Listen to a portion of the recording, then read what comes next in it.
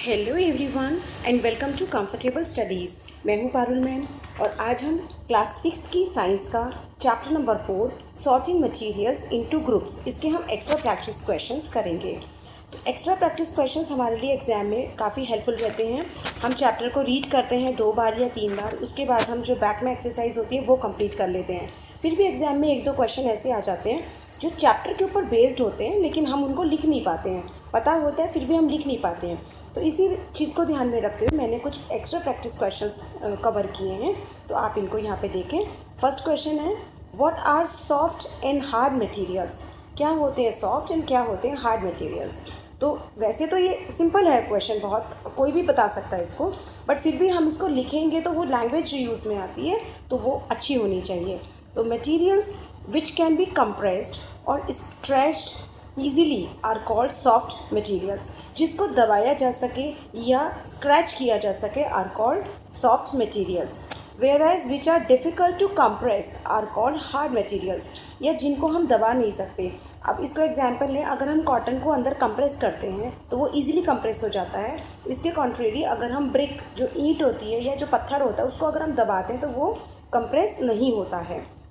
Okay, एक बार हम और देखेंगे कि materials which can be compressed or scratched easily are called soft materials, whereas which are difficult to compress are called hard materials. Okay, we come to the next question now. What are soluble and insoluble substances? घुलने वाले और बिना घुलने वाले substances कौन से होते हैं? The substances that dissolve in water and disappear on stirring are soluble substances. वो जो पानी में घुल जाते हैं सब्सटेंसेस और घुलने के बाद अगर हम उसको चला दें स्पून से या किसी स्टिक से, अगर हम उसको घुमा दें तो वो सब्सटेंस कौन सा हमने डाला था वो डिसअपियर हो जाता है। Example, sugar and salt. जैसे अगर हम पानी में चीनी डालते हैं तो उसके बाद हम चीनी को देख नहीं सकते कि चीनी इसमें डिज़ोल्व है, या सॉल्ट को हम नहीं देख सकते, वो डिसअपियर हो जाती हैं। ओके, तो these are called soluble substances. Whereas the substances that do not dissolve in water are insoluble substances. लेकिन कुछ ऐसे होते हैं जो कि नहीं घुलते हैं, जैसे सैंड। अगर हम रेत को पानी में डालें तो वो एक बार तो गोल गोल घूमता है उसके साथ में, पानी के साथ, उसके बाद में वो नीचे बैठ जाता है। ऐसे ही चॉक अगर हम मिक्स करते हैं इन वाटर, इसके अलावा अगर हम ऑयल भी मिक्स करते हैं पानी में तो वो पानी में ऊपर फ्लोट करने लगता है। ओके, तो soluble and insoluble substances. Next, what are transparent substances. तो ऐसी चीज़ें जिनके आर पार हम देख सकते हैं, जैसे जो विंडो में जो ग्लास लगा होता है हम उसके उधर दूसरी साइड देख सकते हैं, तो वो ट्रांसपेरेंट सब्सटेंसेस कहलाते हैं। या फिर पॉलीथीन होती हैं, जो ट्रांसपेरेंट कलर की पॉलीथीन होती हैं जिसमें कोई कलर नहीं होता, उनके भी आर पार हम देख सकते हैं। या प्लास्टिक होती है एक जो बिल्कुल जो कलरलेस प्लास्टिक होती है, उसके आर पार भी हम देख सकते हैं। तो दो substances through which things can be seen are called transparent. Those substances through which things can be seen are called transparent. इसके आंसर्स आपको अभी मेरे साथ ही याद हो जाएंगे। अभी मेरे साथ ही आप बोलते चले तो तुरंत ही याद हो जाएंगे। एग्जाम्पल है इसका glass, water, air and some plastics. Okay, next question, what are opaque substances. Opaque कौन से होते हैं सब्सटेंसेस? तो दो substances through which we are not able to see are called opaque. जिनके आर पार हमें नहीं दिखता है, जैसे वॉल, दीवार के दूसरी साइड हम नहीं देख सकते, वुड, लकड़ी के भी दूसरी साइड हम नहीं देख सकते, cardboard, metals etcetera. Okay, transparent and opaque. Next is what are translucent.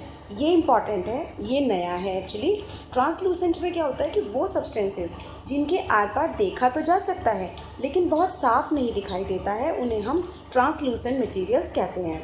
तो हमने किसी विंडो में या जो कोई भी ऐसे बिल्डिंग्स में विंडो लगी होती हैं उनमें ऐसा शीशा लगा होता है जो थोड़ा सा कट वर्क में होता है, या उसमें कोई डिज़ाइन ऐसा बना होता है जिसके आर पार हमें बहुत धुंधला धुंधला सा दिखता है लेकिन क्लियरली हमें पता नहीं चलता कि क्या है।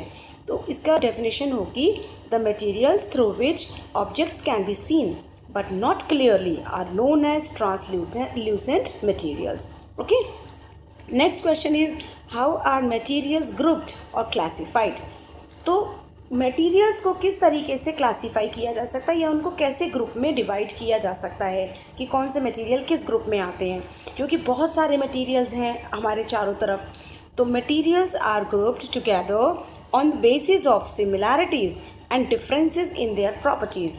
उनकी प्रॉपर्टीज़, तो physical property and chemical properties, इनके बेसिस पर हम उनकी जो सिमिलैरिटीज़ हैं और उनकी जो डिफरेंसेस हैं उनको देखते हुए हम उनको ग्रुप्ड कर सकते हैं। ओके, तो इस चैप्टर में तो इससे ज़्यादा और कुछ था नहीं, तो मैंने अपनी तरफ से सारे क्वेश्चंस इसमें कवर किए हैं।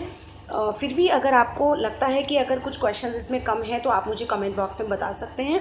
और अगर आपको मेरे पढ़ाने से अच्छा लगा हो तो आप मेरे चैनल कंफर्टेबल स्टडीज़ को सब्सक्राइब कर सकते हैं। So happy learning, bye bye.